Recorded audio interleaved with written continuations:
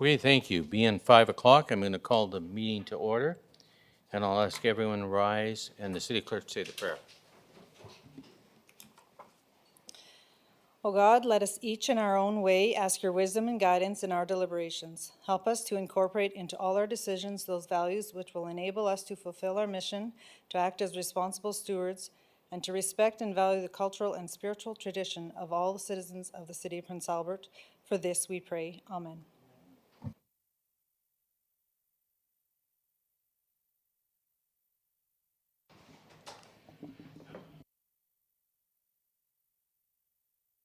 No? Okay, I'll move on to number 3, approval of the agenda. Councillor Head. Thank you, Your Worship. I'll move that agenda for this meeting be approved as presented and that the presentations, delegations, and speakers listed on the agenda be heard when called forward by the mayor. Thank you. Councillor Gilmer. Thank you. I'll second that. Thank you. I'll prompt the question.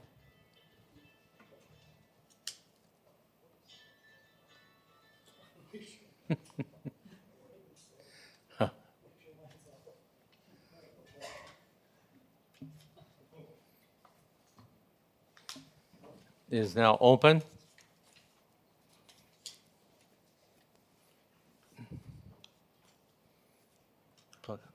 Dawn, can you vote? Can you vote? Motion carries. You're welcome. Presentations, we have none. Declaration of conflict of interest, you all know what that is. When you, oh, yes. Councillor Zepp. Thank you. I declare conflict on item 11.5, Prince Albert Golf and Curling Center legal fees. My spouse was the QP national representative who handled that file.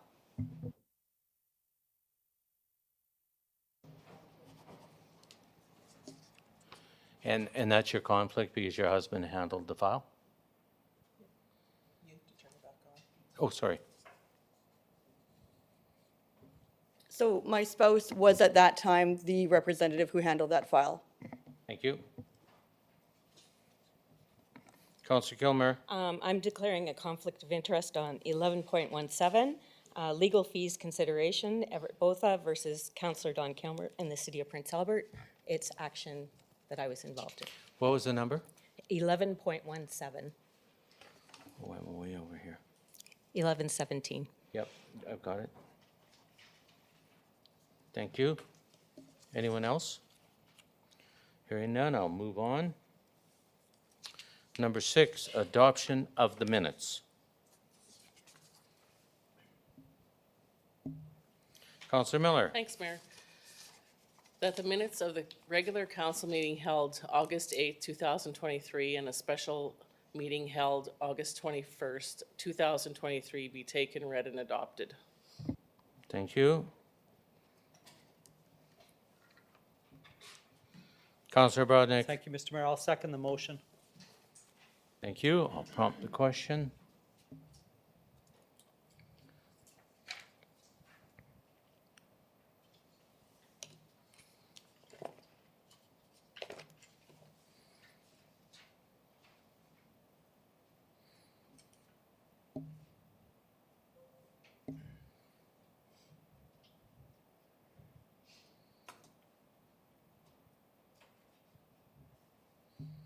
The question is now open.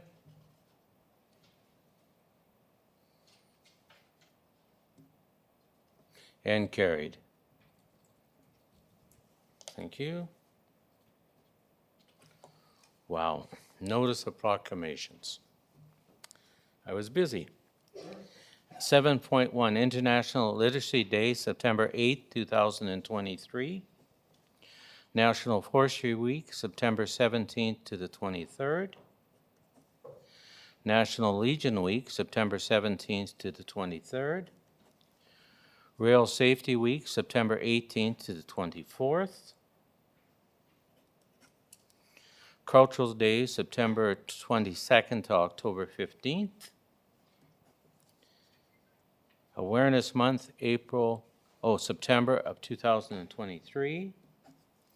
And Senior Transportation Month of September of 2023.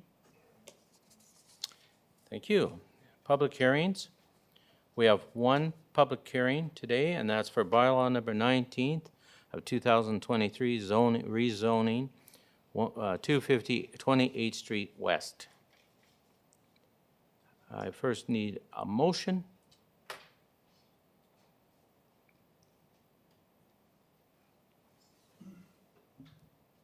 Councillor Head. Thank you, Your Worship. I'll move that bylaw number 19 of 2023 to be introduced and given 3 readings. Thank you. Seconder, Councillor Miller. I'll second Mayor Dion. Thank you. I'll prompt the question.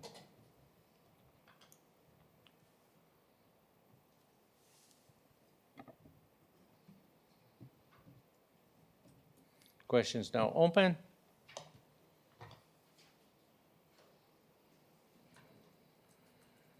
Motion carries.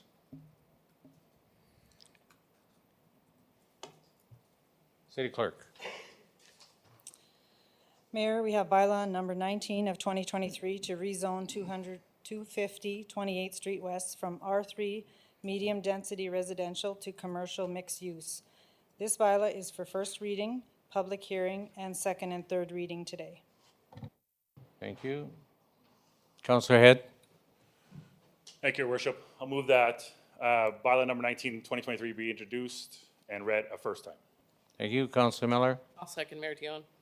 Thank you. I'll prompt the question.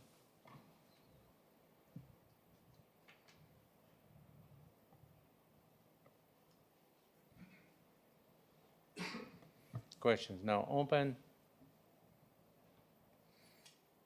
And it carries. Thank you. Okay, now I'm going to open the meeting for a public hearing on bylaw number 19 of 2023. Is there anyone in the audience that would like to speak on this matter? Seeing none, I will move to the Director of Planning. Go ahead, sir. Thank you, Mayor, and thank you, members of council, for the opportunity. Bylaw 19 of 2023 is a fairly straightforward zoning bylaw amendment. We've got a parcel of land that was previously the home to a church that is zoned R3, which is a medium-density residential zoning designation. We've got a local dentist who wishes to relocate and potentially expand their business, who's looking at purchasing that building that requires a rezoning to a commercial mixed use. It is adjacent to, of course, 2nd Avenue and another commercial zoning district, and on the other side is medium-density residential. So a commercial mixed use is a very appropriate zoning designation for this parcel. We've done public notice and we've not received any feedback, and therefore we're requesting your support this evening. Thank you. Thank you. Is there any questions from council?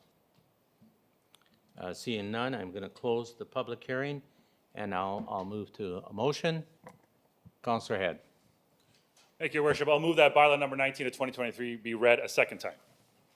Thank you. Councillor Miller. I'll second Mayor Dion. Thank you. I'll prompt the question.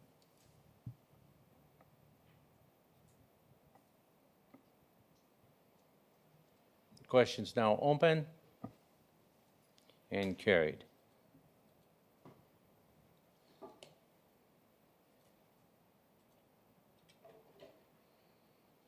Councillor Head. Thank you, Your Worship. I'll move that leave be granted to read bylaw number 19 of 2023 a third time. Thank you. Councillor Miller. I'll second Mayor Dion. Thank you. I need a unanimous decision for third reading.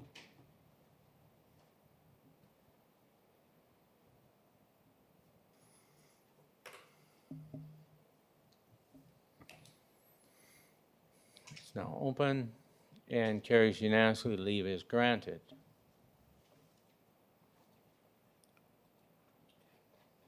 Councillor Head. Thank you, Your Worship. I'll move that bylaw number 19 of 2023 be read a third time and passed, and that bylaw number 19 of 2023 be now adopted, sealed, and signed by the Mayor and City Clerk. Thank you. Seconder. Councillor Miller. I'll second Mayor Dion.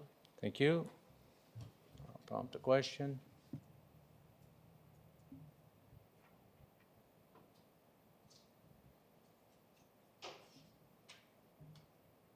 Now open and carried. Thank you. Delegations. We have a delegation from the Rotary Club. If they'd like to go to the mic and introduce the guest you're with, and just give me 1 minute so I can arm the podium. You're up, gentlemen. All right, Mayor Dion and honorable members of City Council of Prince Albert, my name is Austin Atchison. I'm the current president of the Rotary Club of Prince Albert. And with me here I have Mr. Keith Vonstad. So we extend our heartfelt gratitude for welcoming the Rotary Club of Prince Albert to today's meeting. Your ongoing support and collaboration in our community initiatives, particularly the Rotary Adventure Park, have been instrumental to our success. So before I continue, I'd like to reintroduce a familiar face to this esteemed council, one of our past club presidents, Mr. Keith Vonstad. Keith has been a strong advocate for community development and Rotary Club's mission. Today, he would like to share a brief message. Thank you. Austin and John and I are here today to bring thanks on behalf of the Rotary Club for the many supporters of the Rotary Adventure Park. Firstly, a thanks to you, the council, for supporting the idea and the ultimate development of the park. We'd also like to formally acknowledge the following grants received from the Co-op Community Spaces, Prince Albert Area Community Foundation, Northern Lights Community Development Corporation, and the Lily Street Foundation. Our major sponsors, Malcolm Jenkins Family Foundation, Lake Country Co-op, and M&P, as well as the numerous businesses and individuals who contributed directly to the park or attended one of our events over the last 4 years.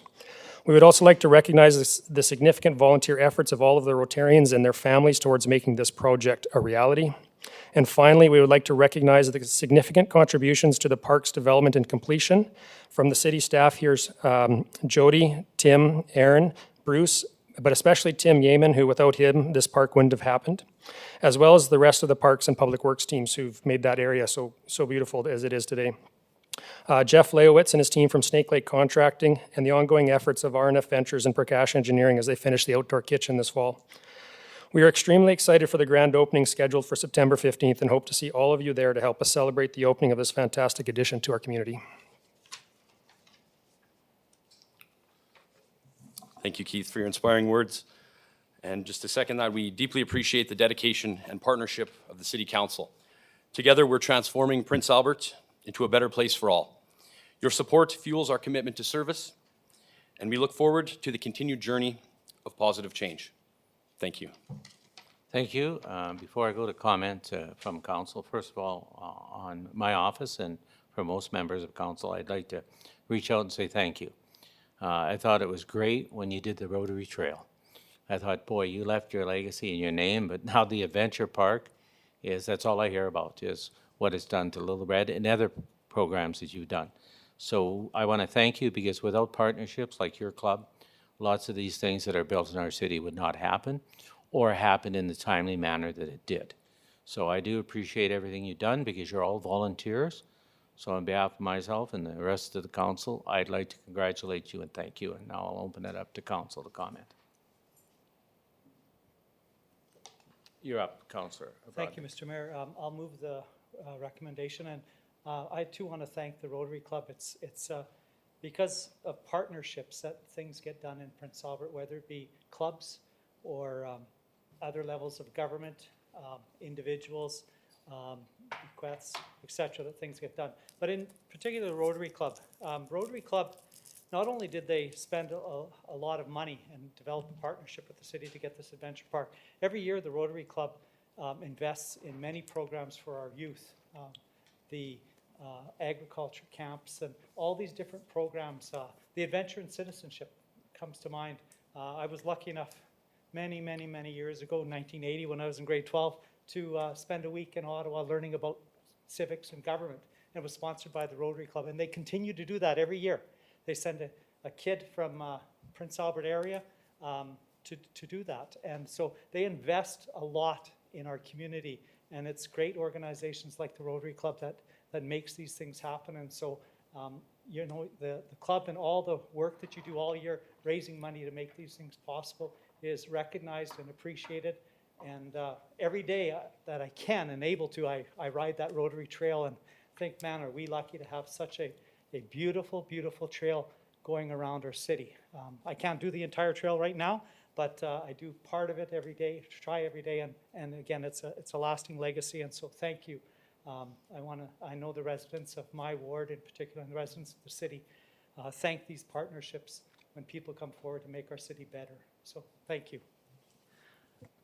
Councillor Edwards, you're going to second it too? Yes, I'll second that, Your Worship. Thank you. Go ahead with your comments, please. Good, thank you, Mayor Dion, and thank you very much to the Rotary Club for everything you contribute to our wonderful community. Again, our councillor touched on partnerships. Malcolm Jenkins was involved in this.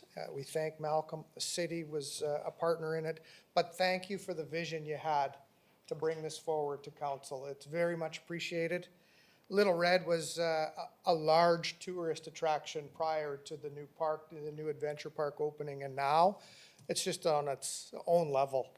The joy that has been brought to the kids to enjoy a beautiful park like that, just with the surroundings, and now the adventure park added to it, it's just so wonderful. Every time you drive down that highway, you see nothing but pure joy.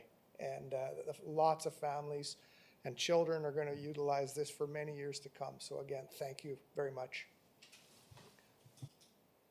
And thank you from all of us again at council. And I'll prompt the question.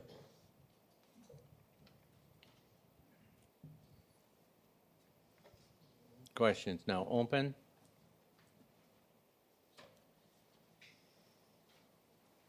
And passed unanimously. Thank you. No, you're more than welcome to stay. We have a long agenda, or whenever you're free to go. Thank you. Let me get rid of. Okay. 11.1. Councillor Sept. I move a motion that the city cancel pursuit of the event center design. That the city cancel pursuit of the event center design. Thank you. Seconder. Come on. I'll second Mayor Dion. Discussion. Councillor Sept. Thank you. This report details that we as a city council looked at a budget of over $3 million for a design, that is simple design work, not build, to build an event center. And this report indicates a $700,000 increase to that we as a city signed a contract stating that we would have to follow increases as per cost increases. This is an event center. This is not the Aquatic and Arena Center. This is a 4,500 seat arena. We have not yet had any meaningful public consultation to indicate if the public wants to pay these dollars to pursue this item. And we actually have a document called the Community Services Master Plan. And there's a whole chapter, a whole part of that Community Services Master Plan that lays out new infrastructure. When we are suggesting new infrastructure for this city, we have to ask the public how they want their money spent. We do that first before we spend an outrageous sum of money for a design that I believe the majority of the public do not want. Thank you. I'll prompt the question.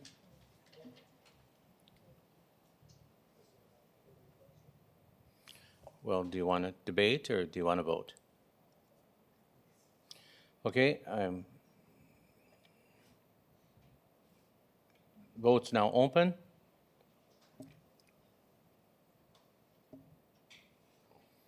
And the motion is defeated.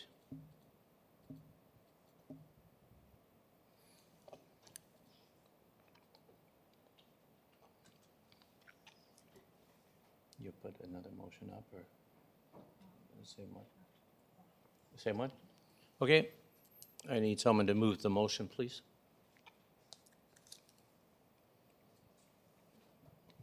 Councillor Cody. Yes, Your Worship, I will move that the design budget for the new event center with BBB Architects and KSA Architects be increased by $700,000 including provincial sales tax, to complete the design to tender ready. And number two, that the development levies generated from the yard district be credited to the Civic Facilities Reserve. And number three, that the increased architectural fees for the event center design be funded from the Civic Facilities Reserve. And number four, that the city proceed with the construction of the event center in the yard district pending approval of the funding model. And number five, that the mayor and city clerk be authorized to execute any necessary documents on behalf of the city. Councillor Kilmer? Thank you. I'll second that. Thank you. Any comments? Councillor Head. Thank you, Your Worship. I just have a couple of questions on this report today. I need a clarification, and I've been asked by some of the public about our contract. So on May 10th, 2021, a motion was passed here for $3.2 million to enter into this design contract. Now, in that design, it wasn't flagged that if these prices go up, that the cost of this design will go up. I guess so. Some clarification needed there. What contract did we sign? Why are we increasing this to $700,000? I know Councillor Lennox-Zepp had mentioned that if the cost of 2x4s go up, that this contract goes up. Can you clarify that, City Manager or Director? Okay, any other questions? Keep going. So I guess some of the report reflects that some of the additional costs, $700,000, is due to a parking lot or due to some of the construction increases. That I can understand, but that shouldn't increase the building design, is my thoughts. And I think that's the thoughts of some of our residents in our community. We entered into a contract for a certain price, and that price is now moving and sliding. Is that going to happen again?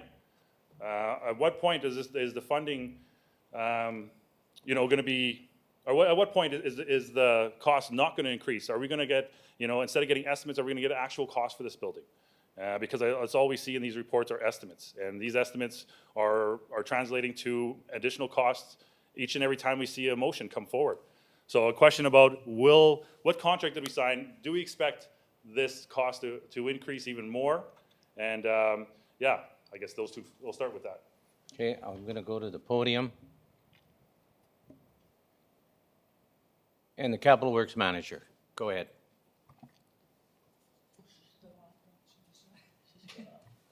Why did you shut it off?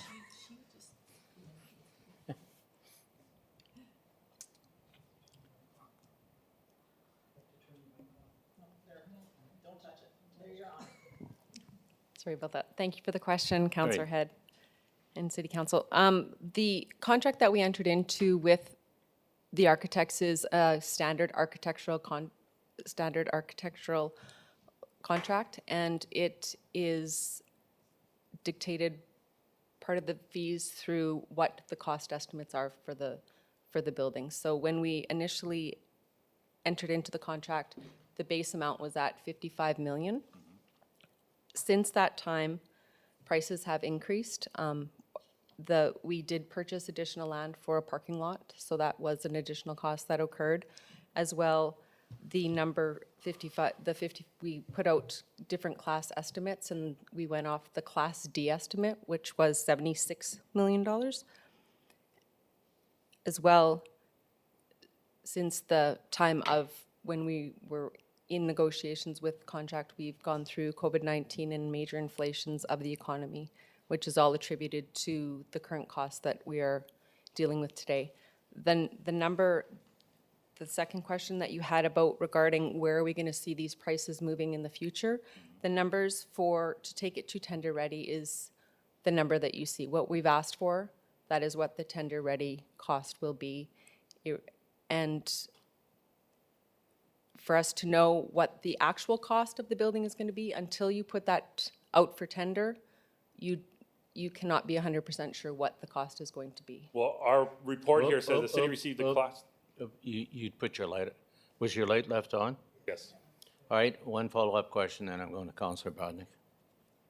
So in the report here, it says the city received the Class A estimate in December, indicating that the project cost of $99,500,000. Is that correct? Is that number going to move? Is that the final dollar amount for this project? Thank you for the question. The $99,500,000 is the Class A estimate. That is the number that is being used to take it to tender ready. Until the tender is completed, though, we don't know what the actual cost will be. Once the tender comes in, there's no way to know. It's what the general contractors will be bidding on for the construction of the event center would be what the actual cost is.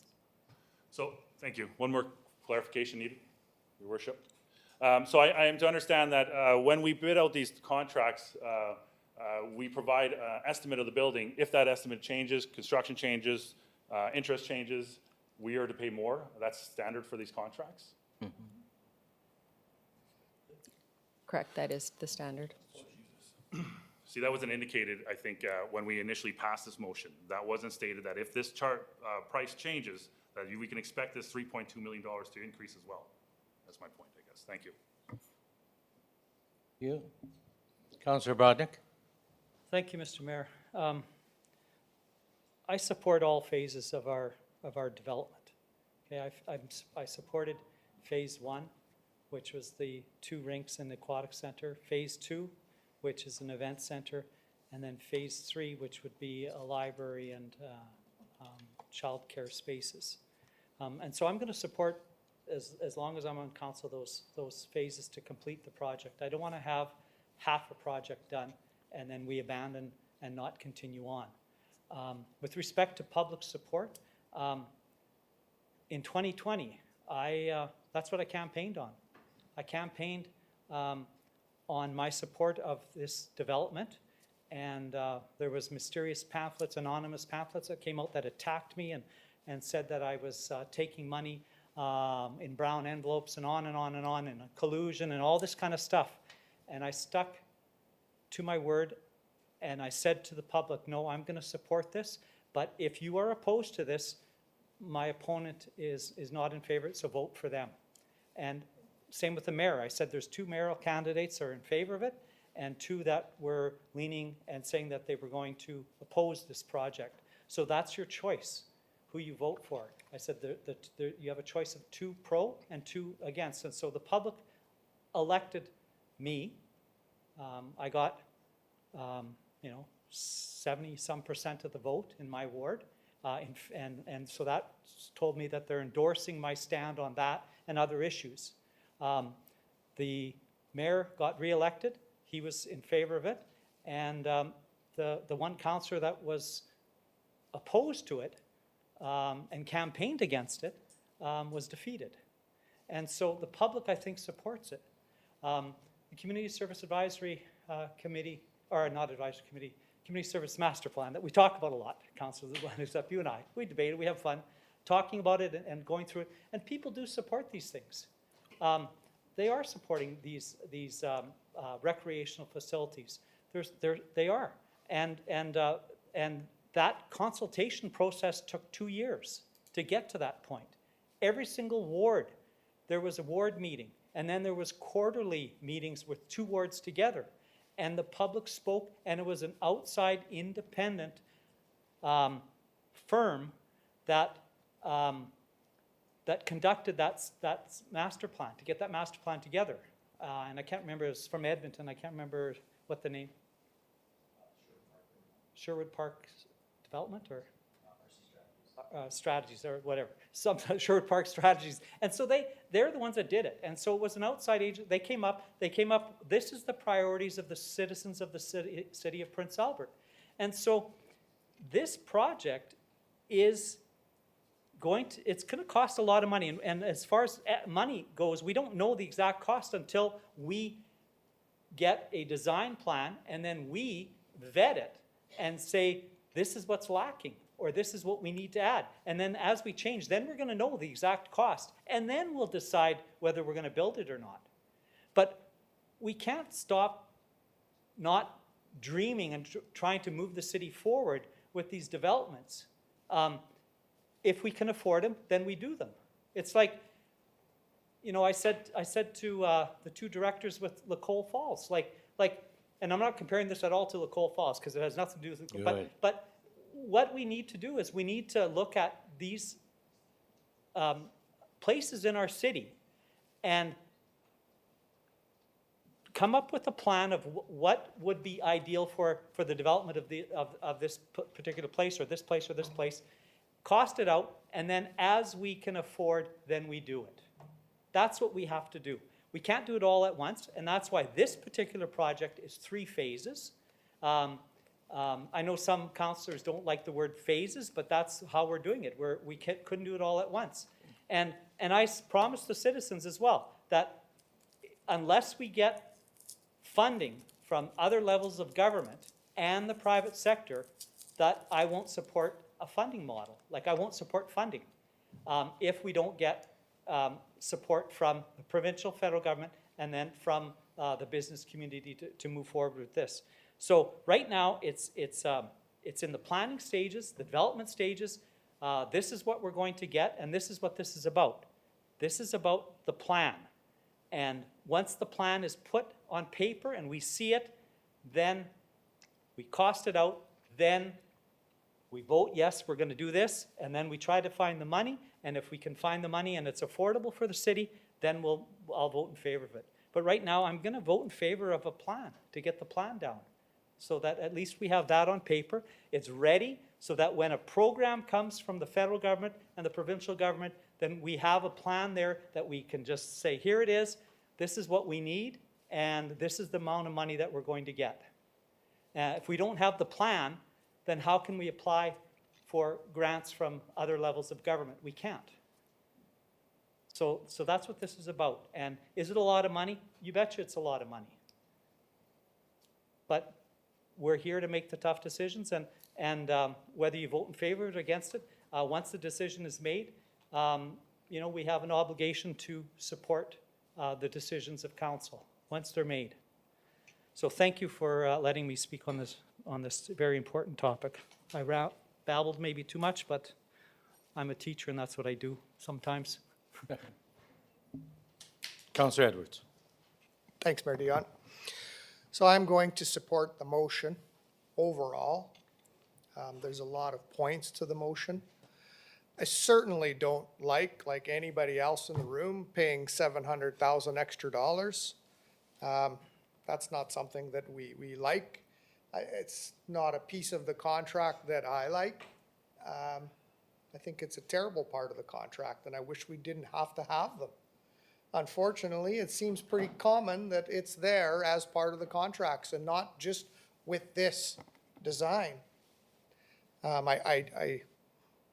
Once I go back and I look at the tenders and I look at, you know, maybe having a local business that did tender, that did submit a tender, I wonder if they would have, you know, upped this amount, but they weren't chosen as they didn't win the tender, so we can't question that. Do I like the $700,000? Absolutely not. But the project needs to move forward to the design phase. We've got it. It's there. It's part of the contract. We're going to honor the contract. I just want to go through a couple of the phases or the parts of the motion. Number 2, the levies generated from the yard district be credited to the Civic Facilities Reserve. That's always been a plan, that the money raised on taxation from the developments in the yard go towards this overall project. That's great. Look at the development and the positive industry that this has brought forward to our community. The building permits. What was there, $1 billion overall in the city? That's pretty impressive.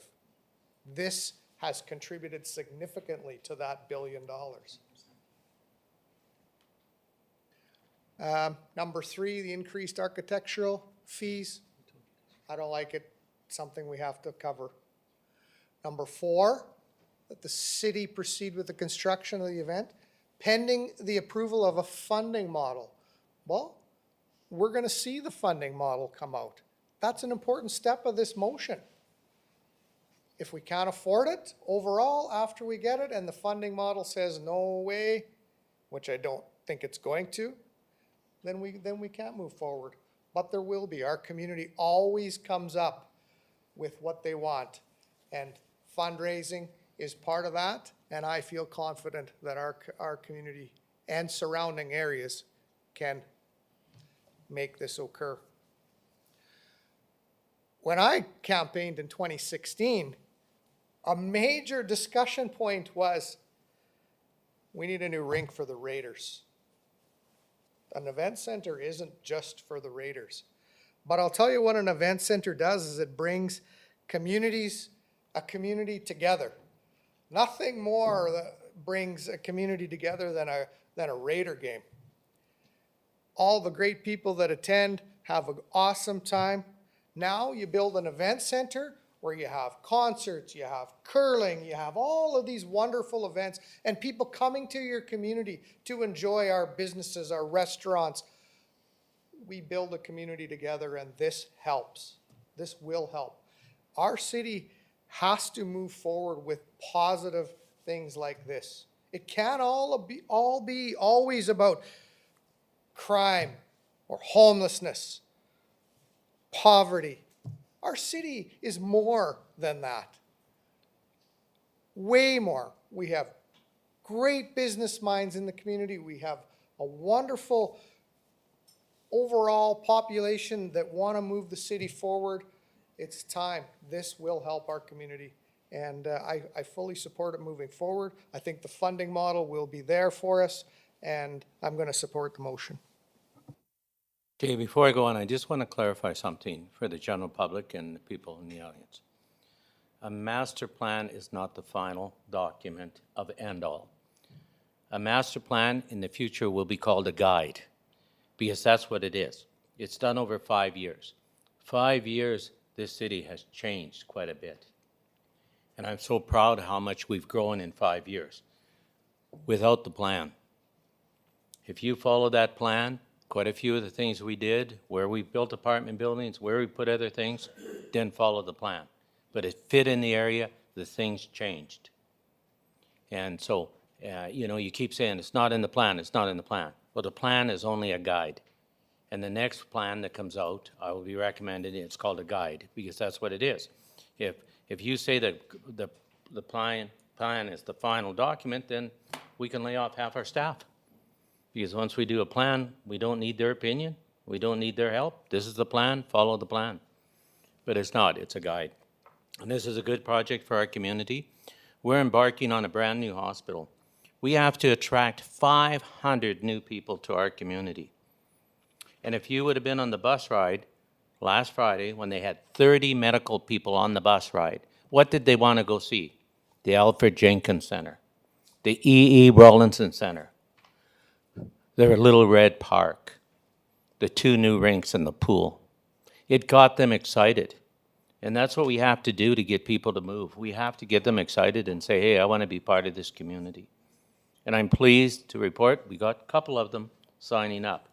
But that's what they want to look at, because they move because of their families. Their kids are into hockey, into drama, into sports, into curling.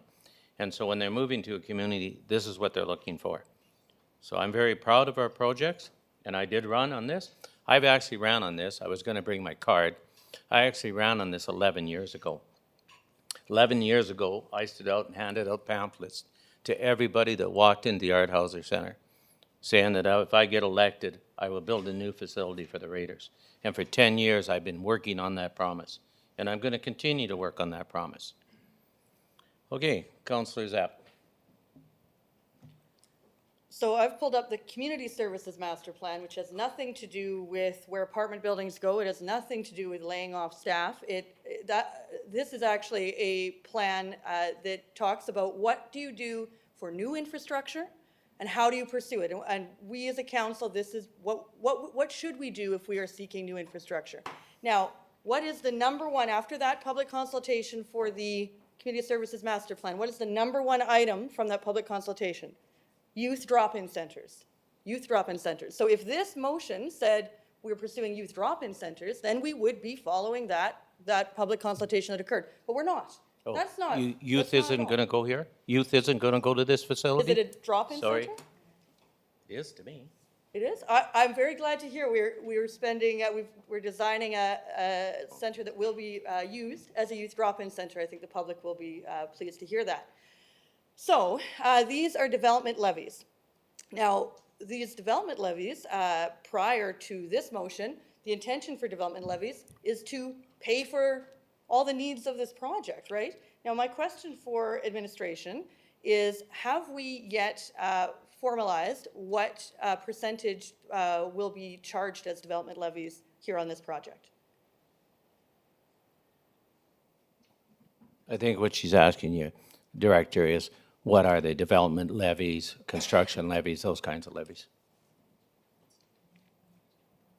Oh, sorry.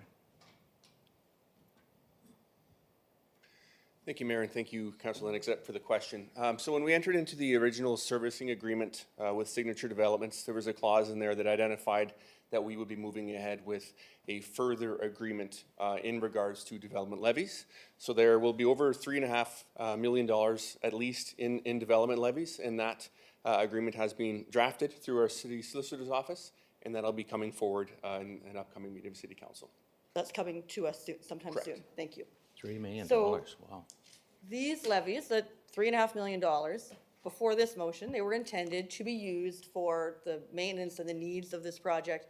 And we are now draining that to the tune of 3.2 million plus 700,000.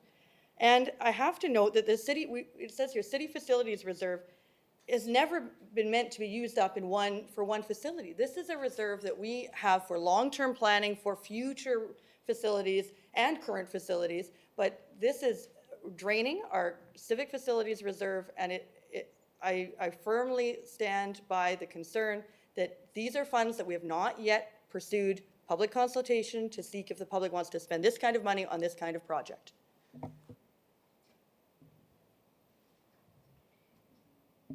Councillor Brodnick. Thank you, Mr. Mayor. Yeah, thank you for bringing up the community services master plan. The master plan. I mean, again, we had a youth drop-in center. And why don't we have a youth drop-in center right now is because funding was cut. And that closed. And so until we get funding and until we have levels of government that are willing to help support these kinds of things, you go on to the next item. And that's how the plan works. That's why there's a list of 20 or whatever items there are on that, is that we're not going to sit back and say, oh no, we're not going to do this because we're not going to build a rink because our youth drop-in centers first. Right now, there are no programs out there for youth drop-in centers. Just like, I mean, it would be great to build a second bridge, but there is no programs out there to get funding to build a second bridge. So until that happens, and until we get word that there's going to be funding available from other levels of government, we can't go ahead and build a bridge, or we can't go ahead and build a youth drop-in center. But there is money for the arts, for mass transit. That's why we got those buses. We kind of now regret, but we got those buses through programs where governments, other levels of government were willing to contribute. And that's how it works, is that you get things done based on the big things done based on the grants and based on the money that becomes available for these things. Councillor, I will support a youth drop-in center if we had the funding. I will support the daycare if we get the funding for those kinds of things, because I know those are at your heart, and I will support you on them 100%. But right now, they're just not there. The funding isn't there. And that's why the funding is there for these facilities, and that's why I'm supporting these facilities. And I invite you to do the same. We'll get there. It's just, I learned in education, you want to get from point A to point B. If I want to go from here to Saskatoon, there's 4 or 5 routes that I could go there. The quickest is down 11. But you could do all these other things, and that's what it's about, is you're getting to the same point, and we'll get to that same point, you and I. It just might be slower, and we might not get ours, number 1, done right away, but we'll get there, Councillor. And as I said, I will support you 100% in those things that you support. Thank you. Point of information, question for the city manager. Can you wait till I charge your mic, please? And you're rising on a point of what? Point of information.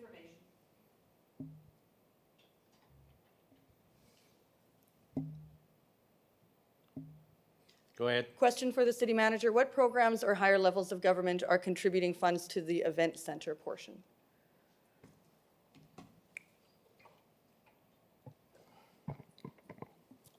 At this very moment, we are working on the funding model, so we are pursuing that currently.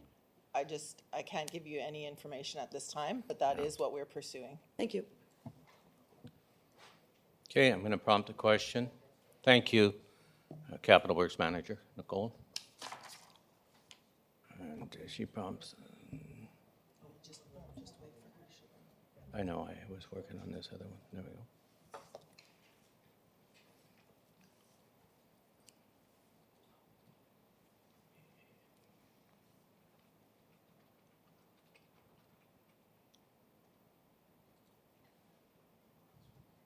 Okay, it's now open.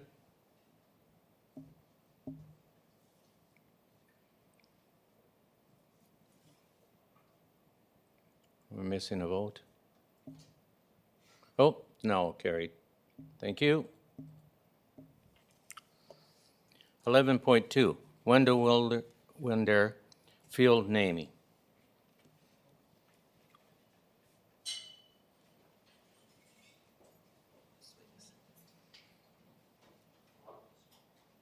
Oh.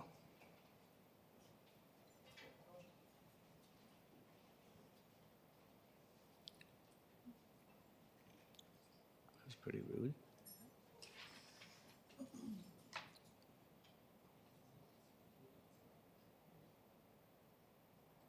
Oh, they're here for Tara. Okay.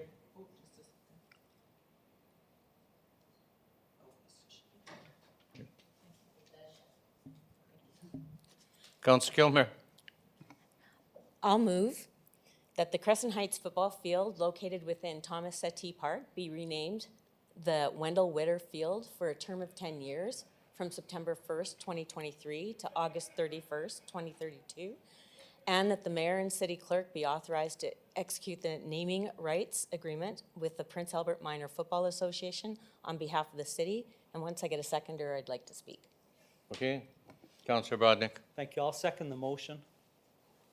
Thank you. You're up, Councillor Kilmer. Thank you very much. I'm really appreciative of the naming of this field and want to really say thank you to the people that came up with this. I left Werther's on everybody's desk here today. I was fortunate enough to work with Wendell for a number of years at Carleton. He was an educational associate and a football coach, and just an overall great man. What made him really special, the thing that reminds me the most is a Werther's. He would, whether it's a student. I'm sorry. These people didn't wait till you were done speaking, so we'll let them leave first.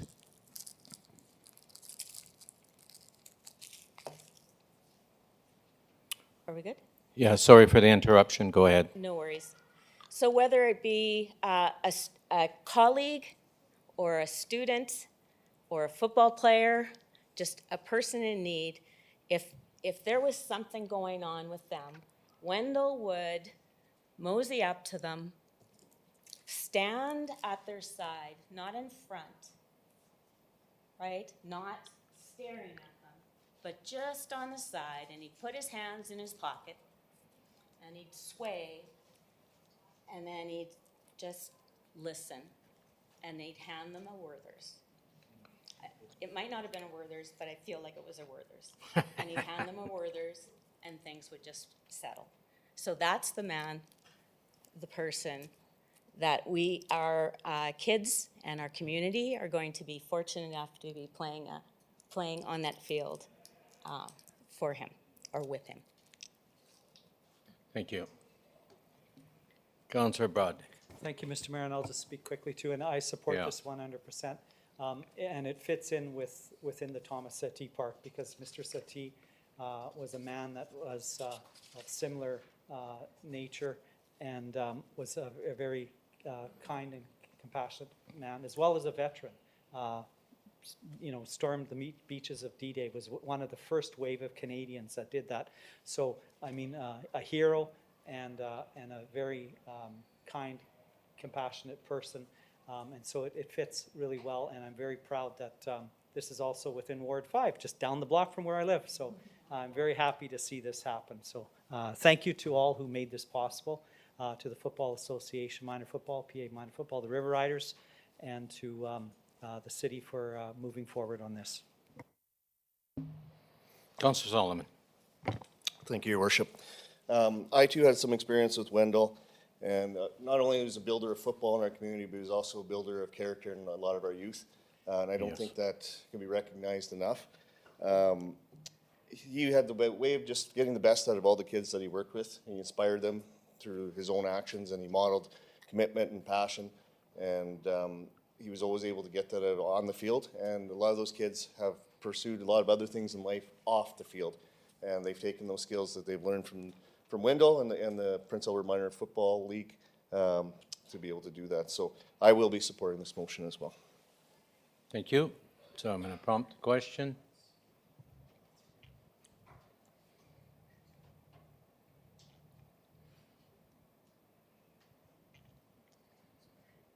Question is now open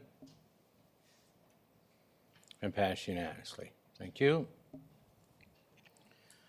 11.3, Margot Fournier Facility Naming. Councillor Brodnick?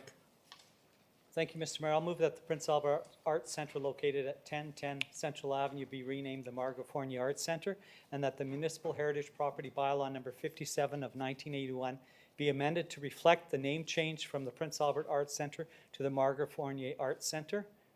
Is that it? Yes, Okay, and if I get a second, I'll speak. Councillor Head? Thank you, Your Worship. I'll second that motion. Councillor Brodnick? Thank you, Mr. Mayor. I'll just, again, be quick and repeat what I said at executive about Margot Fournier. Margot Fournier, I'm very, very happy that we're maintaining that particular name in our community and recognizing the contributions of such an outstanding person in our community. Margot Fournier entertained World War II veterans, Royal Canadian Air Force during World War II, traveling to across Canada and Britain and Europe to keep the hopes and the morale up for our troops fighting Nazi Germany and fascist Italy. She founded the Prince Albert Music Festival. Prince was a member of the Prince Albert Boys Choir who traveled nationally and internationally and is very well recognized, and the granddaughter continues that particular choir in Prince Albert.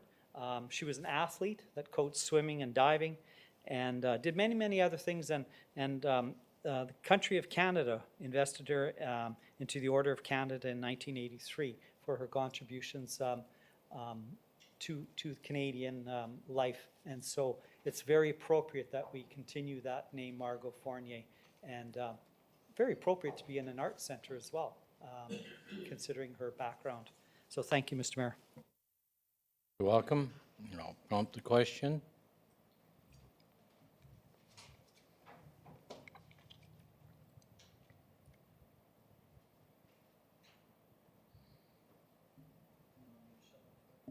Question's now open and carried. Thank you. 11.4, Flag Protocol Policy.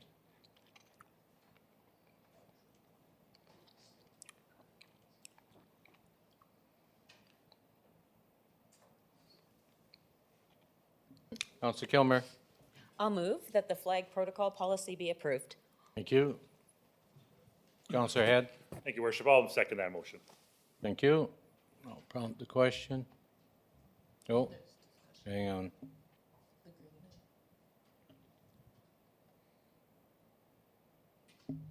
Councillor Sept?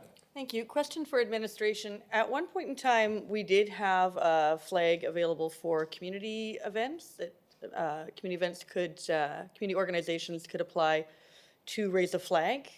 Just wondering if I'm right on that and about how long ago it's been since we've had that.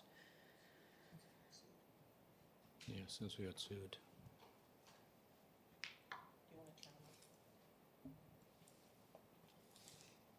Thank you, Mayor Dion, to Councillor Lennox Epps' questions. If my memory is correct, I think it was about 5 years ago, give or take. Now that Six Flag pole has the reconciliation flag flying from it. also a very important flag. I think no one would dispute that. I guess my comment is such that I have heard from some organizations in our city that that they found it was impactful to have that ability to bring a flag request to City Council and then to have a flag raising here at City Hall. And it made it a gathering on a public space. I thought that's what I've heard from some community organizations. And I wanted to, at this juncture, just raise that, and that that's up to us as a body of council, that if we ever wanted to add that into the flag protocol policy and put appropriate, items into that, we certainly could, and perhaps we should. Okay. Time answer, yeah, that's why we're in court.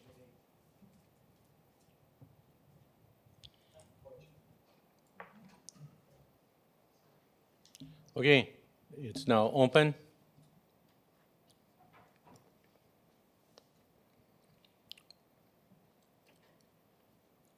Missing, okay, carried, thank you. 11.5. I wish the union would have stayed. I wish the union members would have stayed. Okay. Councillor Cody. Yes, Your Worship, I will move that Prince Albert Golf and Curling Club Centre legal fees in the amount of $57,246.31 be paid by the city through the legal services account of the city's solicitor's functional area. And I get a seconder, I'm going to say a word. Okay. Councillor Broderick. Thank you. I'll second the motion. Okay. And I won't talk. Yeah, you know, this is a sad day for us. It really is. Sad day. When a frivolous act comes about, like the union did regarding that 8th hole, and it's costing us 57,000 taxpayers' dollars, there's something wrong in society. There is something wrong here. They had absolutely no right to do this. They have the right, but they knew darn well it wasn't going to happen.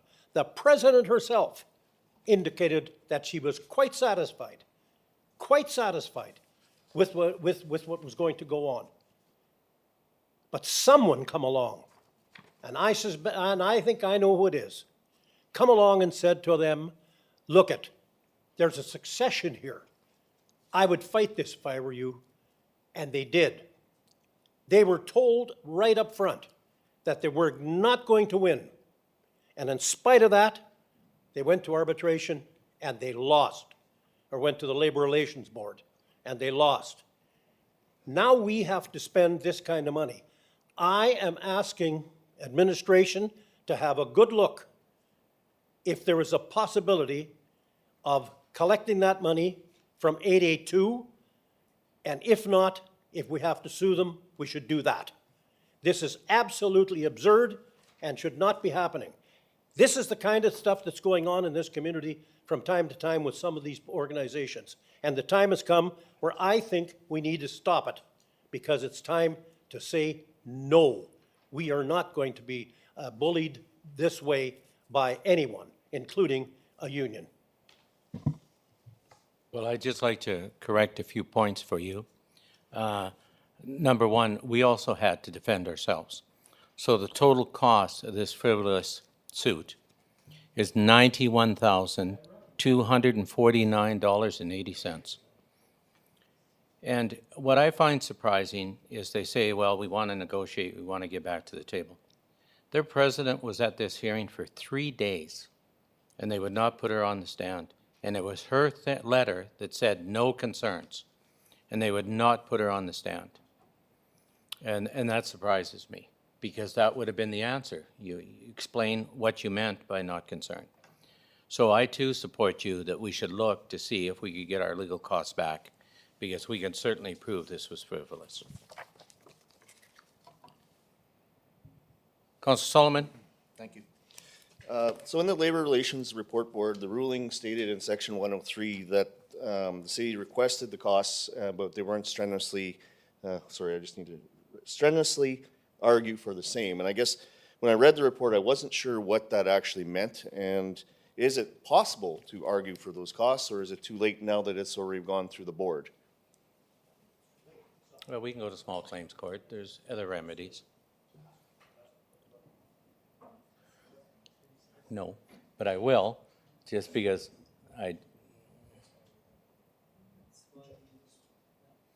Go ahead, City Solicitor. Yes, thank you for the question, and to Councillor. The Labor Relations Board doesn't have a mechanism where it typically awards costs. We did put the application before the board in our pleadings. It was hoped that this might discourage the union from going on with what we thought was a frivolous application. It did not. When it came time to argue this, we were faced with the observance from the board that they wouldn't typically award costs. So the costs were not awardable through the Labor Relations Board protocols, and the costs are probably not recoverable by way of a civil lawsuit. Okay, thank you. Councillor Head. Thank you, Your Worship. So I guess I have a couple questions about this. I mean, you know, there's some statements made here by Your Worship. I guess first off, one question: how much of the 600? I think we've passed 500,000 in the budget for legal services, solicitor, and outside legal services. How much is left pending? That would be my first question, because this is $91,000, so I suspect it is a chunk coming out of that budget. And we were told by the city manager that the budget would be increased this year based on some of these legal occurrences, I guess. So, No, are we on point, or are we over budget with our? But when she did the budget, this item wasn't available. Pardon me? When she did the budget, this item wasn't available, but I'll let her comment. Thank you. To Councillor Head's question, as I indicated during budget deliberations, our city solicitor function area is significantly under budgeted. So we had advised you that it would have to increase over a number of years. And because we didn't want to increase it so significantly in the last budget to reflect that we were only going to increase it by $50,000 last year. So we will be continually asking for an increase to that budget to deal with some of our legal fees that we see. This was not in the budget, so this is why this is coming forward to City Council for consideration. But is there money to cover this cost in our functional area? No. Okay. You know, and the reason why I ask you, I'm surprised to see this in City Council, because this is typically an in-camera item. I know we've dealt with other Labor Board hearings in camera, and I know their cost us quite a bit, whether the city lost it in those cases. You know, that's not highlighted here, because I know there's been a few we discussed. And so this $57,91,000, I think is, well, it's definitely highlighted here, but I know there's additional costs here, and I don't know if that should be highlighted as well. Because is this our only Labor Board hearing that we've conducted this year? So this request is not coming forward to pay for our legal costs for our labor hearing. Yeah. The Prince Albert Golf and Curling Center brought forward a request publicly asking for the city to cover their legal costs. This approval is a public decision because you are covering their legal costs, not the city. So why would, sorry, City Manager, why wouldn't this come to City Executive Committee? Like, we didn't have a chance to have any consultation on this at all, and then just here it is at City Council making it finalized. Why wasn't this in City Executive Council? This was actually considered once before. We didn't have an amount per se, but this was, you had during a council meeting when the PA Golf and Curling Center came forward in a public meeting, you did ask for community services to review this. This is why it's coming to City Council. Executive can't approve this, only City Council can. Fair enough, but we have a chance to discuss it then. I guess, question to the director, I know in the budget, there was an ask from the Community Golf and Curling Club to change the Freon detector sensors at $15,000, rubber paved stairs and walkway at $5,000, replace rooftop. Point of order. What does that have to do with discussing legal fees? Asks. there's pending asks here as well, and I'm surprised that isn't on there. I think the Golf Curling Club asked us to pay their utility bills as well. And they will bring that up during budget. Okay, well, They know the process, and they will request it during budget. Thank you.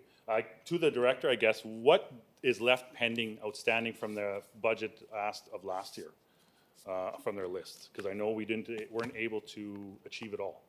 Again, Director, don't hit your light. That has nothing to do, we're talking legal fees. We're not talking other costs. But we're talking about the Golf and Clearing Club, correct? Legal fees, yes. So I would think. So do you have any further questions in regards to the club's legal fees? I guess, what entails of the legal fees then? What are we paying for in terms of the $57,000? What does that entail? Do you want to answer that? Yeah, for this lawsuit. It refers to their letter, the attached letter. Yeah, can you answer that? No, we can't answer that. We just got the request. The request for the 57,246 came through the correspondence from the Golf and Curling Center, which is attached to the report. That's what we know, and that's what they're asking for. Councillor Edwards.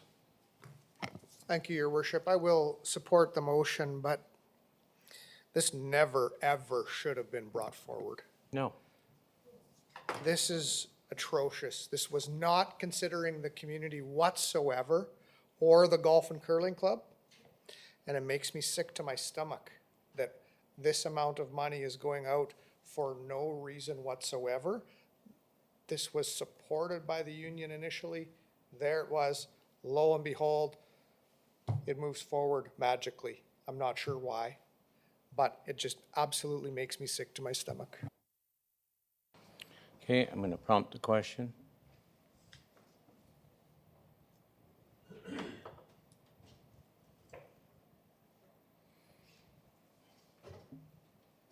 Question's now open. And it passes. Thank you. If you would like to leave, sir, you can leave. We've got quite a long agenda. Thank you for coming. And sorry to your volunteers, all your volunteers. Thank you.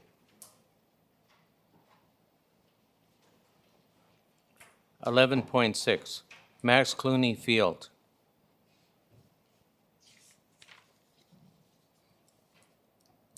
Councillor Kilmer. Thank you. I'll move that $750,000 be approved from the Future Infrastructure Reserve in support of the Harry Jerome track replacement, and that the mayor and city clerk be authorized to execute any necessary documents on behalf of the city. Thank you.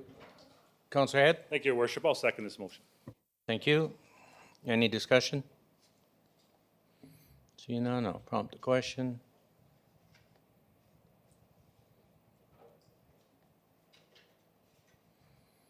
Question is now open and carried. Thank you. 11.7, Bank Courier and Coin Rolling Service Agreement Extension.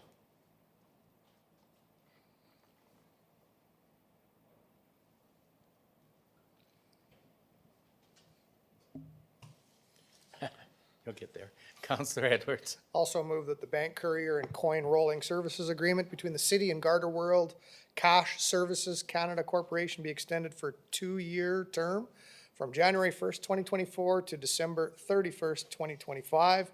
2, that the mayor and city clerk be authorized to execute the agreement on behalf of the city. Councillor Miller. I'll second Mayor Dion. Thank you. I see no one in the queue, so I'll prompt the question.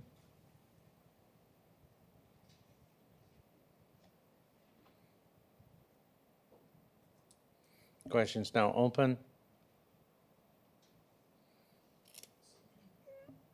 And carried. 11.8, requests for write-off penalties charges for property taxes at 371 25th Street West.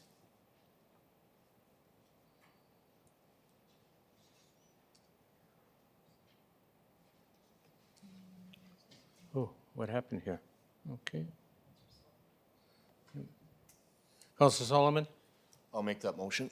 That the penalties charged to roll number 101012700 for the property located at 371 25th Street West in the amount of $31.65 be written off due to a payment made in an incorrect roll number. And number 2, that the outstanding penalties in the amount of $510.92 be payable by the property owner for the roll number 10102700. Thank you.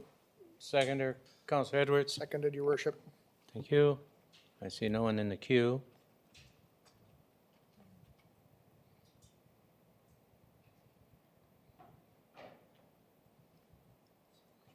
Questions now open.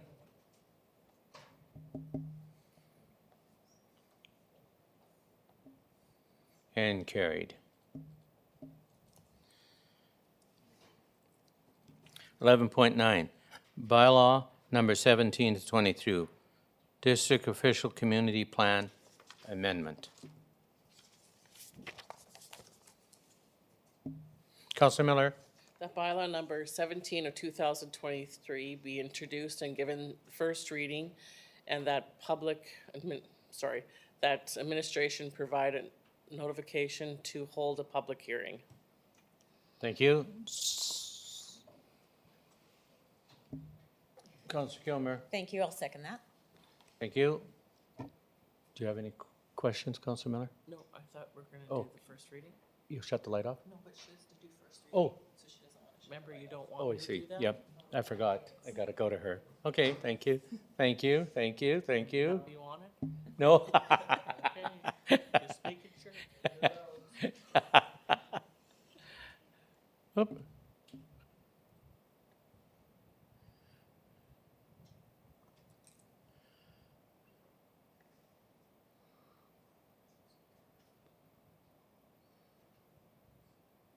Okay, now open.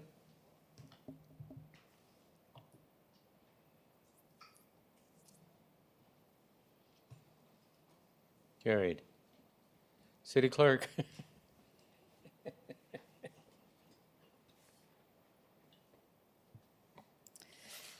Mayor, we have bylaw number 17 of 2023 to amend the Prince Albert Planning District Official Community Plan to amend land use maps in the plan. This bylaw is for first reading today. Thank you, Councilor Miller. Thank you, Mayor Dion. That bylaw number 17 of 2023 be introduced and given a first reading. Thank you, Councilor Kilmer. I'll second that. Thank you. I see no one in the queue.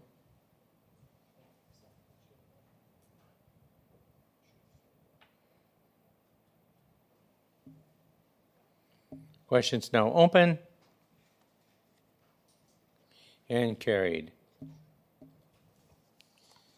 11.10, permanent reclassification of a full-time casual bid parking inspector.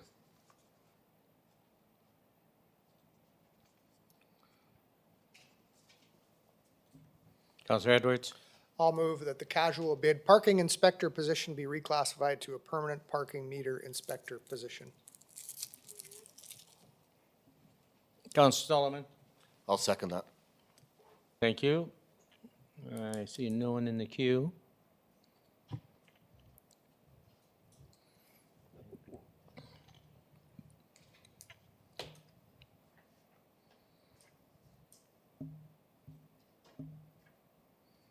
Now open. And carried.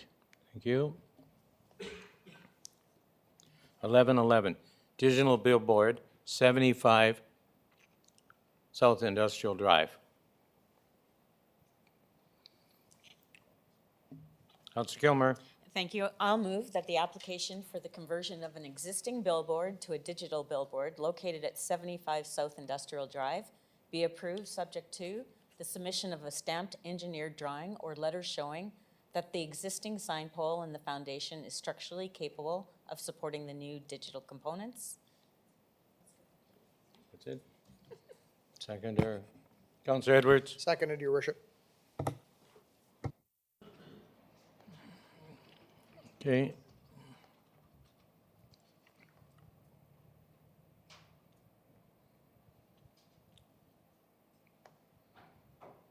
Question's now open. And carried. 1112, billboard sign, 321 Marquis.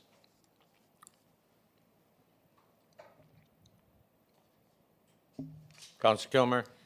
I'll move that the application for the conversion of an existing billboard to a digital billboard located at 321 Marquis Road East be it approved, subject to the submission of a stamped engineered drawing or letter showing that the existing sign pole and foundation is structurally capable of supporting the new digital components. Thank you. Seconder. Seconded, your worship. Thank you. I see no one in the queue.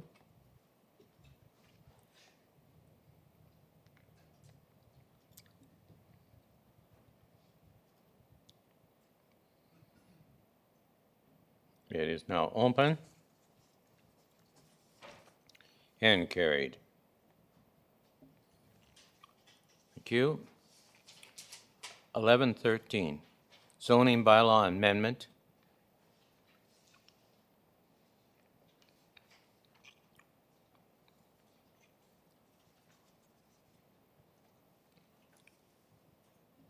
Councillor Edwards. I'll move that bylaw number 23 of 2023 be introduced and given first reading, and two, that administration provide notification to hold a public hearing. Thank you. Seconder. I'll second that. Thank you. I'll prompt the question.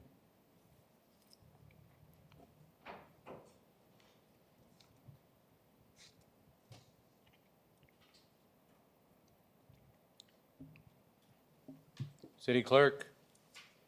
Carried. I'm just being aggressive. Sorry, I'll slow down. Okay, Mayor, we have bylaw number 23 of 2023 to amend the zoning bylaw to allow decks that are greater in height than 0.6 meters or 2 feet from grade project a certain distance into required rear yard setback. This bylaw is for first reading. Thank you. Councillor Edwards.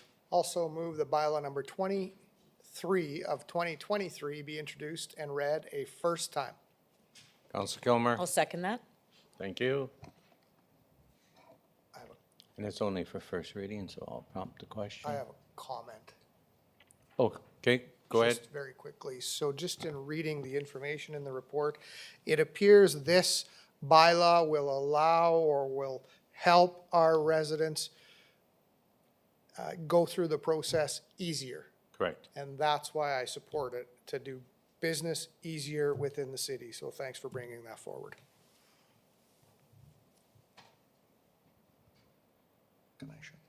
Vote is now open and carried. 1114, tax title lands disposal of 163 29th Street East.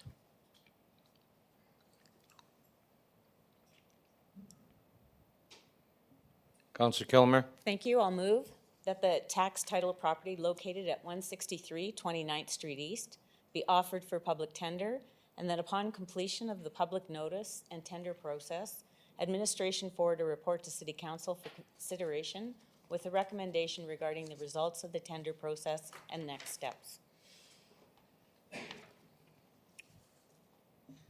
Councillor Solomon.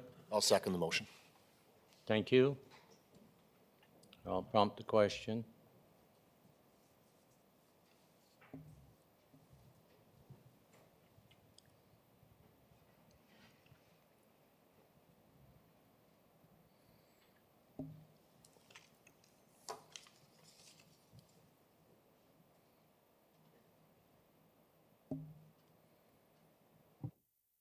I'm missing two. One.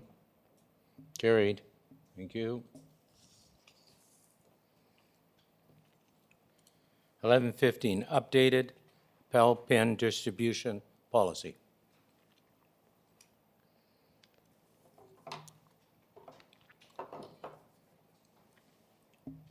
Sir Edwards. Also move that the updated lapel pin distribution policy be approved.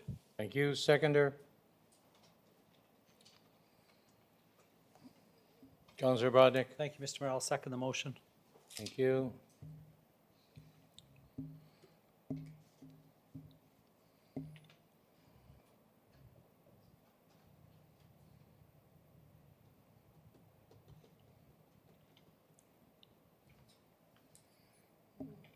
Question is now open.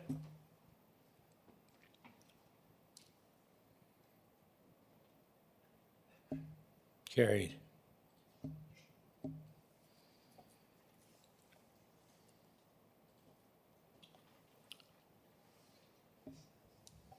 $11.16, pumper truck engine tender. Oh, the price went up.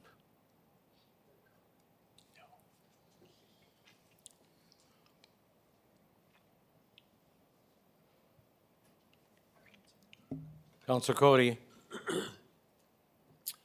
Yes, I will move that the approved cost for the purchase of a new pumper fire engine from West Vac Industries Limited be increased by $40,000 for a total amount of $1,403,788, including all applicable taxes, to replace the specified and now unavailable Cummins L9 engine with a Cummins X12 engine and a compatible transmission. And number two, that the mayor and city clerk be authorized to execute any necessary documents on behalf of the city.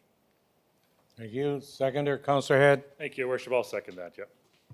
Any discussion? Hearing none.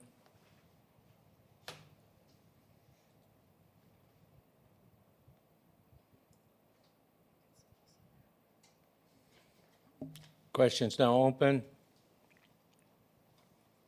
and carried.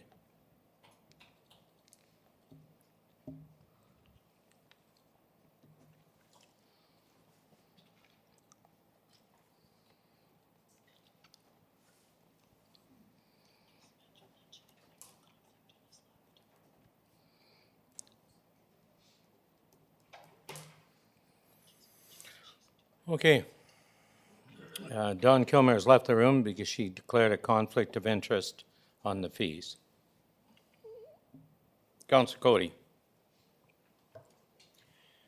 Yes, I will move that council authorize payment in the amount of $3,271.54 to cover the balance of legal costs incurred personally by Councillor Dawn Kilmer in successfully refuting and defending the public allegations made against her in the lawsuit commenced by Everett Botha against Councillor Kilmer and the City of Prince Albert in consideration of the principles for protection of city officials in Section 124.1 and 318.2 of the Cities Act. Councillor Brodnick. Thank you, Mr. Mayor. I'll second the motion. Okay, back to you, Councillor Cody. Once again, we have a frivolous act perpetrated upon one of our councillors, which is absolutely shameful.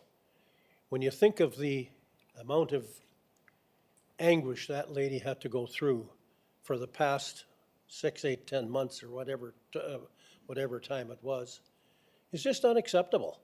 It is unacceptable for people in our community to do this kind of act when they know right well there was absolutely no way of winning this case. And yet, we have to pay this kind of dollars to protect ourselves and to protect our colleagues. All of us need protection. We all need protection. Mm-hmm. And rightfully so, I have no qualms about paying the money to this lady, but I have qualms about the fact that the damn thing should have ever went to court. He knew it wasn't going anywhere. He knew that right well. He was told that by the solicitors. And yet, he proceeded. And I think we should sue the guy, and if I were Kilmer, I'd sue him for a lot more than that. I can tell you that. That's a defamation of character, what he did to this woman, and I think it's wrong, and it should be straightened out because it's going to continue on.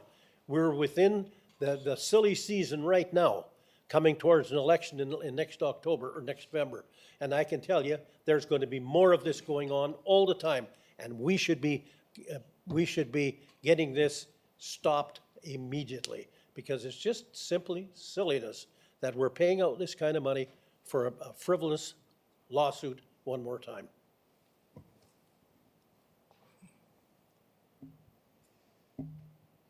Councillor Zepp. My understanding is the city of Saskatoon has a policy in place that any member of council can have access to independent legal advice once to a cap of a certain reasonable cap, I think. It's a policy that comes to mind with this motion that you know, as city council, we could implement such a policy. That way it wouldn't be a one-off like this is. It wouldn't be based on what the facts are, or this type of motion wouldn't be needed. And the councillors themselves would then determine when they use their independent legal advice if needed. So I wanted to raise that those policies do exist, and they're more of a blanket policy than having to have a one-off. Councillor Edwards. Thanks, Your Worship. I'm going to support the motion. I'm appalled that this occurred. And because Councillor Kilmer will never hear an apology from this person or the group that was involved in this frivolous action against her, I'm going to publicly apologize that a good person like Councillor Kilmer, a good community person, has to go through this type of BS. This is terrible, that an individual or a group of individuals, some that stayed in the background, would bring this forward, try to demean her character. For what? To try and stop a project? Not even doing things legally, just moving it forward, publicly discussing it, and not even having the money in place at the courts. But that's okay. So I'll publicly apologize to Councillor Kilmer for having to deal with this. This is something that's none of us should have to go through as public councillors or mayor. This was frivolous.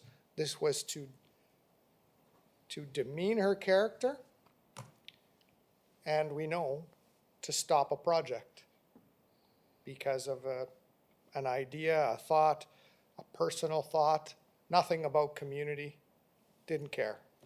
So very sorry that Councillor Kilmer had to go through this, because she's way too good a person and a community-minded person to have to go through this. Thank you. I echo those same sentiments.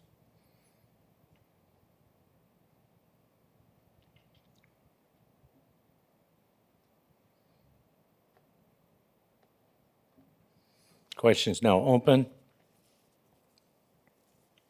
and carried. Somewhere as well.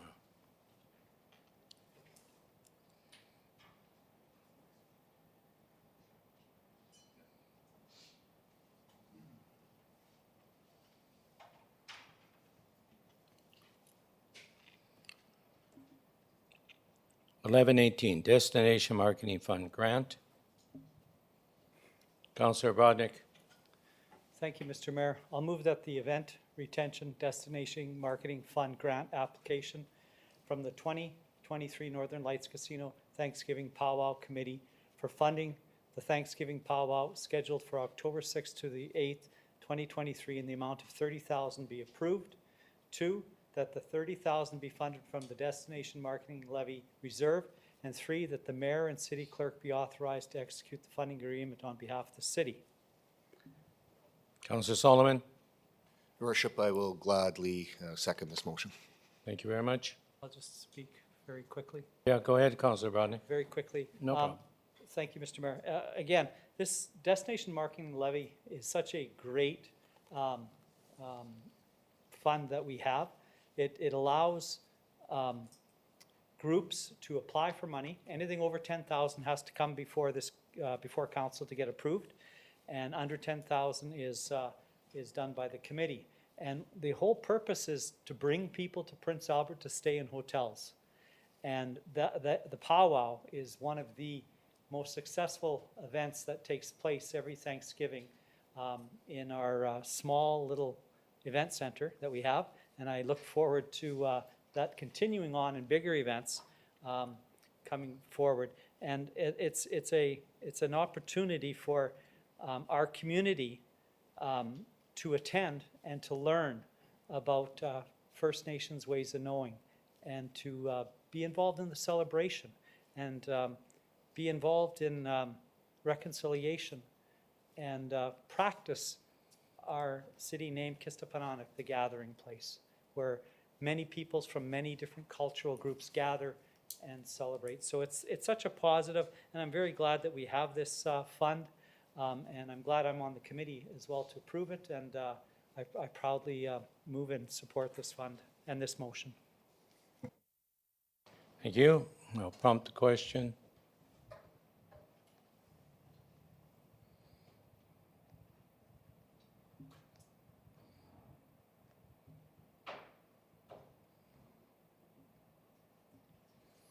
Now open and carried unanimously. Thank you. Number 12, any unfinished business, Madam Clerk? Thank you for your prompt response. Number 13, Mayor and Councilors Forum. So I'll start off, as I see no one in the queue yet. I would like to I have two congratulations. The first one, and it's all related to the same. The first one is to the Royals. This weekend, they successfully played and won the Western Canadian Championships. They played against Alberta and Manitoba. And another Saskatchewan team, unfortunately, BC could not make the trip. And my other congratulations is to the organization of the Royals. They were in Kelowna not 2 weeks ago, and they had to evacuate. They were there for the U13 championships, and they had to evacuate. So the Federation asked where they could host it, and PA stepped up. And in a very short period of time, they got it organized. Myself and Don Kilmer, Councillor Edwards, quite a few of us attended the games, and it was very, very good. And what I liked about it is you talk about all the things that we build in our community. In talking to the Canadian official that was there, he also questioned if next year, if we would be interested in the Canadian U13 or U18 championships because of the facilities that we have. They were so impressed. So you think of all the facilities that we have. You know, we've built new softball diamonds. I guess they call it fastball. Did I get that right? You know, now we have a hardball diamond. We're soon going to fix the track. That track will bring us provincial, regionals, and again, open us up for more competition. Our new event center, our new rinks. All this is, what people don't understand is economic development. And I echo again what Councillor Brodnick said. The Destination Marketing Fund was one of the best things this council ever did because we're funding all these teams and all these projects through that. And to the point that you're going to see quite a few of the other cities follow our suit. They've asked us for our bylaw. They asked us for how it works. They're just ecstatic that it's not coming from the taxpayer. And it's actually coming from a group that benefits from all these events. So again, congratulations to the U13. They showed us off well, our field. I got to thank our staff. I did thank our staff while I was there. The grounds were in great condition.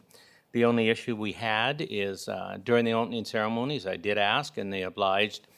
We took a moment of silence at the start to think of our friends in British Columbia and Northwest Territories that are still struggling with these wildfires. And it was well received, and we were very well received. So again, thank you for the club, and also thank you for the organization for bringing this event back. Councillor Kilmer. Thank you. I have three things. First, the opening of the Myron Kowalski Park in Southwood, off of Southwood Drive. It was a fantastic event. The family of Myron Kowalski really want to extend their thanks for the city, and it was a very good turnout and a good event. The park looked fantastic. So thank you to our community parks group that look after the parks. I want to say thank you to the West Flat Youth Citizens Group, headed by Don Robbins Sanderson, for all the pop-up hot dog sales and watermelon events that they held throughout the city. They went not only to Lions Park, but this year expanded to many spray parks. And kids got to get into draws for some really neat prizes, and it was very good. So thank you to the West Flat Community Club for what they do, Citizens Group for what they do. And finally, I was able to extend greetings on behalf of the city to 200 international students at Polytech at their orientation. They are so excited and pleased to be in our city. They're thankful. A few of them reminded me about the transit and how thankful they are for the transit system. And it was a real pleasure to see their excitement, and all the many are in entrepreneurial classes. So thank you very much. Councillor Broderick. Thank you, Mr. Mayor. I just have three. I was really honored to bring greetings on behalf of the city to the Ukrainian Day, Independence Day, on Thursday, August 24th. It was in Memorial Square, beautiful program, some beautiful singing and dancing to commemorate when Ukraine attained its independence from the Soviet Union. And Canada was one of the first countries to acknowledge their independence. And we have 93 or 94 families in Prince Albert that have settled here since the illegal invasion by Putin, the dictator. And so it was a great day to celebrate a strong and independent Ukraine.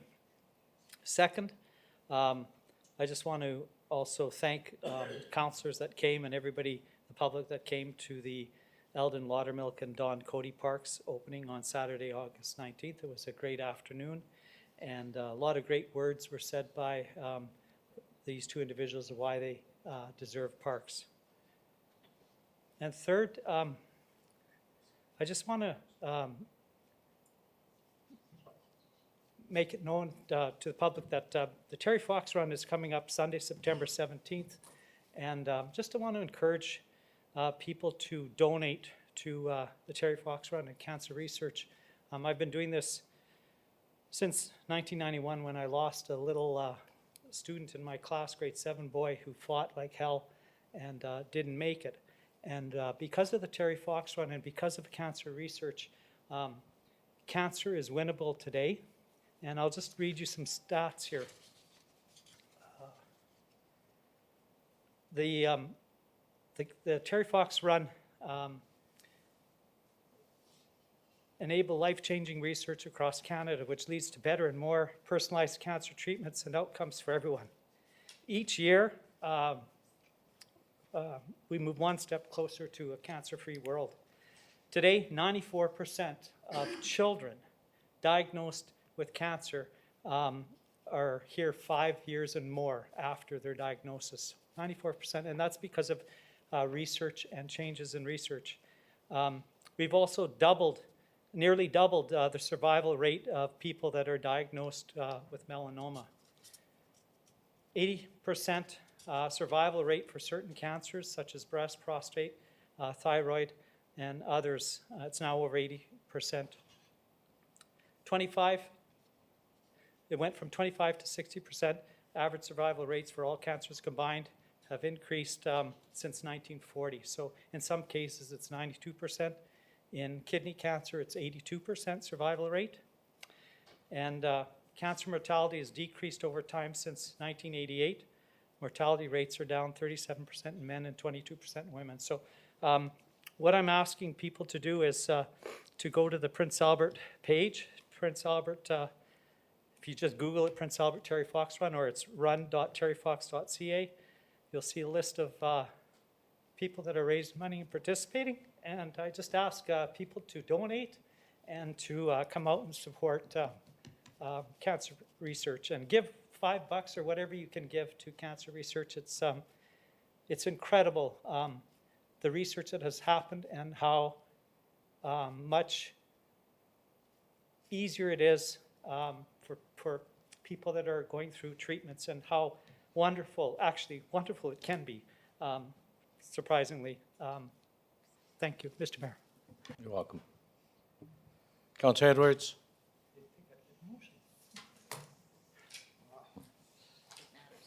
It matters, absolutely. Thanks, Your Worship. I just want to announce a couple of park openings. Go ahead.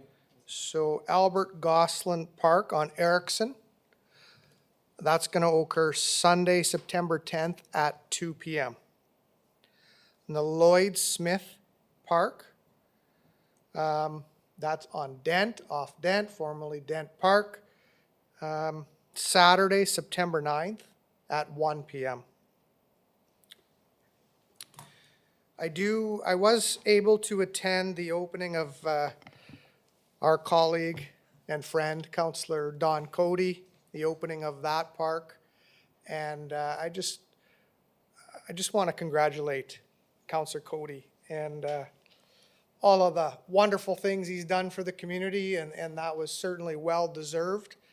And I'm certainly glad I was able to be part of that event. So thank you very much. Also want to give thanks to Councillor Dennis Ogrodnik, who has been emceeing these across the city. Yes. And stepping forward and making sure all of these occur and done correctly. And he's led these projects and the park openings, and he's done a wonderful job making sure everybody knows about it, making posters, talking, and just done a great job. And Councillor Kilmer has been part of that as well. And that's just great community-oriented people, and we appreciate the efforts. So thank you sincerely for making these occur. And the families and the friends very much appreciate it. Thank you. You're welcome. Okay, I see no one else in the queue, so I'll move to number 14, inquiries.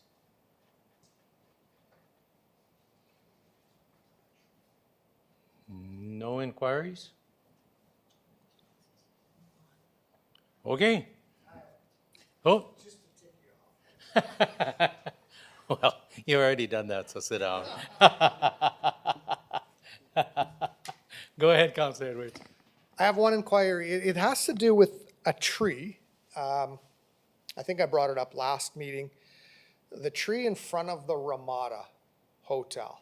I don't know whether it's a city tree, but I know that there was some garbage underneath, and I know it was taken care of, but it continuously fills up with garbage.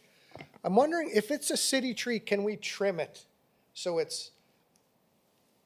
people can't hide behind it, I guess, is one big thing. It needs to be trimmed. There's always a large gathering there, and with that large gathering becomes garbage on 2nd Avenue, and that needs to be addressed. So I don't know who owns that tree.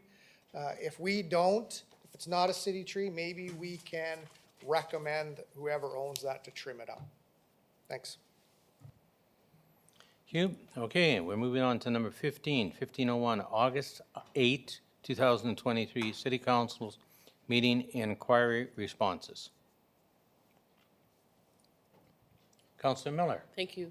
That the inquiry responses be received as information and filed, and also the one that I had here. Can I come right back to you? I'll just get a second, or All right. just stand if you don't mind. Councillor Kilmer. I'll second that. Thank you. Back to you, Councillor Miller. Thank you. That nobody could find the COVID-19 Memorial Park. I remember having the discussion about Victor Thunderchild passing, and he had passed away of COVID-19. And the suggestion was to have pandemic park instead and memorialize everybody. So it was just, the conversation was, and that I remember, was he had passed away from COVID-19, and so there was other people that wanted to think about others who have passed away as well. So I think that the suggestion of a pandemic park was out there. So that's just Thank you. something I'd share with you. Thank you. Okay. Oh, I got to prompt a question. Sorry.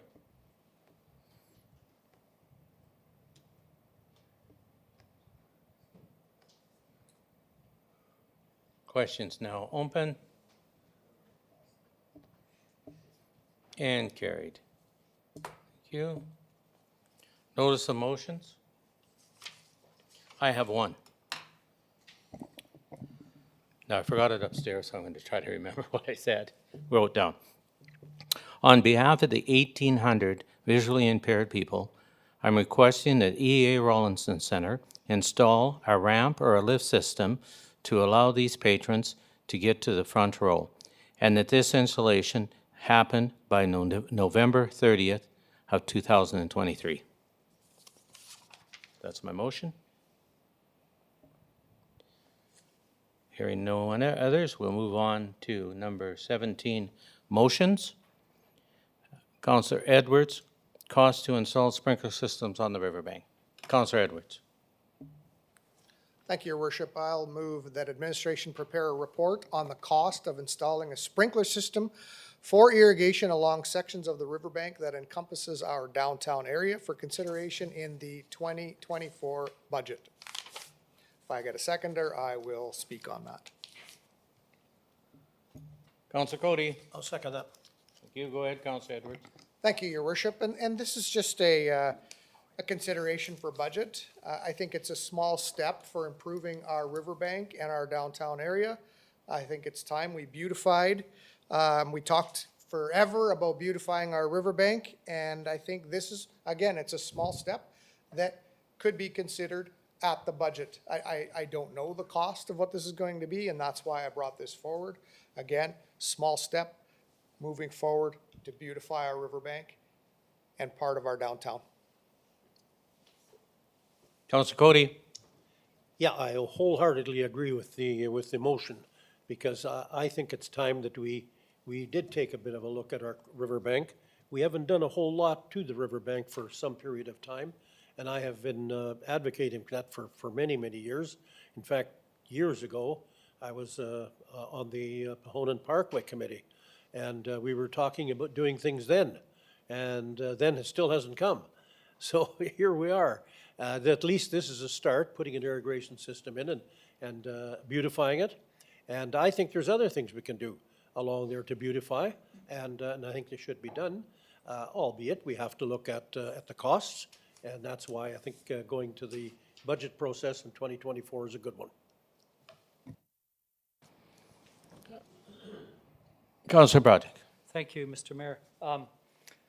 Yeah, the study was the Pahonan Parkway Riverbank Development or something like that. Yes. It was a study that was commissioned by council in 2001. It was supposed to be a 20-year study, and in 20 years, so in 2021, we were supposed to have all these things accomplished.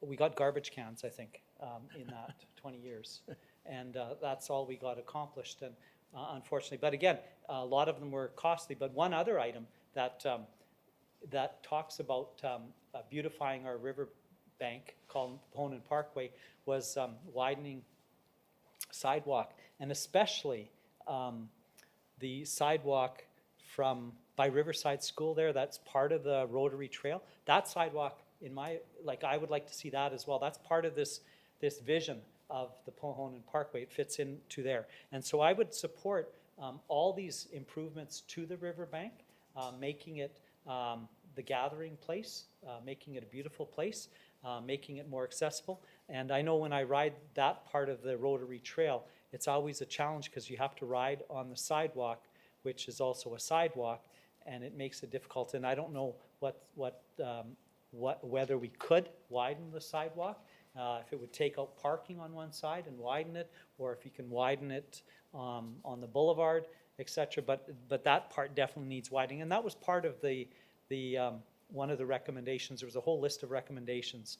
Another was building an amphitheater on the riverbank. Beautiful. That would be beautiful, having an amphitheater, outdoor theater there, and on and on and on. So sprinklers is only one thing, and I think I don't know who has. I have a copy of the whole report and of the Poland Parkway of how and what we should do. And I would encourage other councillors to read it so that we can get a good grasp on not only sprinklers but structures, etc., and be bringing this forward maybe and actually looking at some of the recommendations, and as we can afford and as grants come in for those particular projects, that we start applying for them and get some of these things done. So sprinklers is just one idea, and I'll support this going to budget, but I think down the road we need to start bringing all the recommendations from that study forward and see what we can and can't afford and start doing it. So, thank you. Councillor Kilmer. Thank you very much. So I am for, and during the budget time would, of course, be for beautification of the riverbank. However, in thinking about the sprinkler system for irrigation there, it's not the first place that I would want our city to spend some irrigation money on. The South Hill Cemetery would be a place that I feel really strongly that a sprinkler system there would be very important as well. So I guess I'm right as I'm speaking. I'm hemming and hawing on what direction, whether or not that price of that irrigation system could move into the be similar for the South Hill Cemetery. So I'm not decided yet. Thank you. Councillor Sept. Thank you. Mayor Dion, you've spoken in the past about the success of sprinkler systems in terms of that then homeless people don't sit and gather in that area when there's wet grass. You'd spoken about it in regards to the Gateway Mall and surrounding area. That's the subtext I'm hearing in this motion, is that that the underlying idea being that we don't need to irrigate for dry grass in the area. I don't think any of us have received a phone call saying the grass on the riverbank is brown. The subtext I'm hearing is that it would to implement irrigation so that homeless people and any people do not sit on the grass in those areas. That's a concern. Okay, I didn't read that into it because I actually did walk that area today, and it is in dire need of watering. So I hope we do get some water. Once you get over to the hill, the slope is brown. The rest of it is green. And there is systems out there that will work. And so I'll just wait for the report. It's got to go to the budget, so I'll wait for the report. Councillor Head. Thank you, Your Worship. Yeah, no, I feel like there's a lot of work that we could do on our riverbank, and whether irrigation is that, I'm not sure. If anything, we need to start cutting some of our grass there. Behind the old museum, I've gotten many calls from residents saying we need to look at that or cut grass. There's weeds there from years ago still. So, I mean, yeah, we want to improve our riverbank, but I think we should need to improve some of the current structure we have. I mean, yeah, I'm in favor of this going to budget, but I know there's going to be a massive wish list. This is one of them. I know we got a boat launch we're going to talk about as well. I know there's a few other projects that we want to take on that I'm suspecting this might not go farther than budget, but let's send it there, I guess. Okay. Councillor Edwards? Oh, okay. Councillor Miller? I think as well, we need public washrooms down in our downtown area, and that's probably in the report Councillor Ogrotnik was talking about as well. Seeing we're going to maybe put in an irrigation system, the water system will be right there anyway. Okay, anyone else? Okay, Councillor Edwards, you can close. Yeah, thank you. Some great discussion there, and I really like the South Hill Cemetery idea of irrigation. That would be tremendous, and we should see a motion move forward on one meeting and see if we can put that in consideration. So this is a consideration for the 2024 budget, along with the boat launch, which I fully support. And so in nowhere was there a discussion of homelessness in irrigation. It's about beautifying the downtown. I kind of take offense a little bit to that. But anyway, that's everything. Thank you. Thank you. Okay, I'll prompt the question.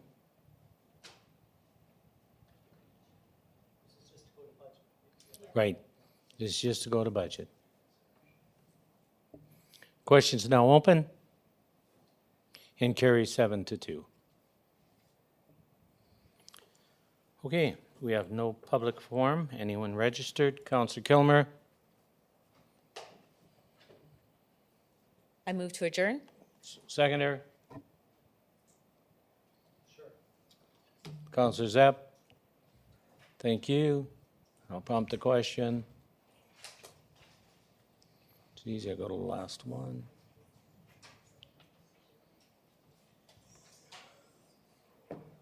It's now open.